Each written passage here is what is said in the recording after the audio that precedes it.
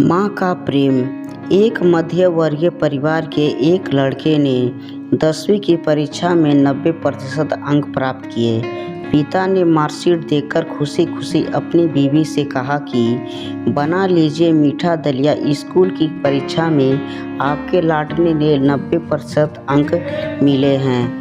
माँ किचन से दौड़ती हुई आई और खुशी खुशी बोली, मुझे भी दिखाइए, मुझे भी मेरे लाल का रिजल्ट देखना है। उसी बीच लड़का फटाक से बोला, बाबा उसे रिजल्ट कहाँ दिखा रहे हो? क्या वह पढ़ लिख सकती है? वो तो अनपढ़ है। भरी आंखों को पल्लू से पोंछती हुई माँ दलिया बनाने चली आई। ये सब पिता ने देखा और कहा, हाँ बेटा, तुझे बिल्कुल सही कहा। जब हमारी शादी हुई तो 3 महीने के अंदर ही तुम्हारी माँ गर्भवती हो गई। मैंने सोचा शादी के बाद ही कहीं घूमने नहीं गए, एक दूसरे को ठीक से समझे भी नहीं। चलो इस बार अबॉर्शन करवाकर आगे चांस लेते हैं। लेकिन तुम्हारी माँ ने जोर देकर कहा, नहीं, घूमना फिरना और आपस में समझना, यह सब कुछ बाद में। फिर तेरा जन्म हुआ। वो अनपढ़ थी ना, जब तू गर्भ में था तो उसे दूध बिल्कुल पसंद नहीं था। उसने तुझे स्वस्थ बनाने के लिए हर दिन 9 महीनों तक दूध पिलाया।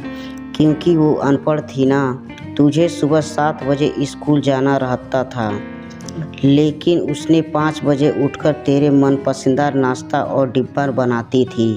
क्योंकि वो अनपढ़ थी ना, जब तू रात में पढ़ते पढ़ते सो जाते थे तो उसे आकर तुम्हारी कॉपी और किताब बस्ते में भरकर तुझे बिस्तर पर सुलाती थी और उसके बाद ही सोती थी, और रात में बार बार जागकर तुझे ओढ़नी से ढकती थी।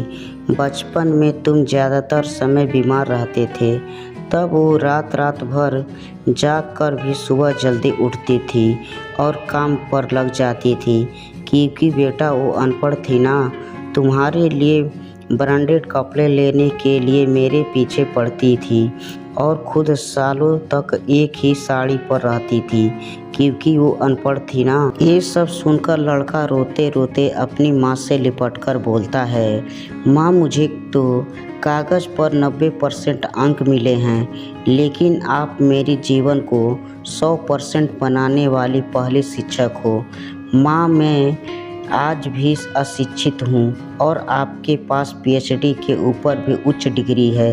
क्योंकि आज मैं अपनी माँ के अंदर छिपे डॉक्टर, शिक्षक, वकील, ड्रेस डिजाइनर, बेस्ट कुक, इन सभी के दर्शन कर लिए। माँ मुझे क्षमा कर दीजिए। ये कहानी आपको कैसी लगी कमेंट करके ज़रूर बताइए। कहानी पसंद आए तो लाइक, शेयर और चैनल को सब्सक्राइब जरूर करें। धन्यवाद।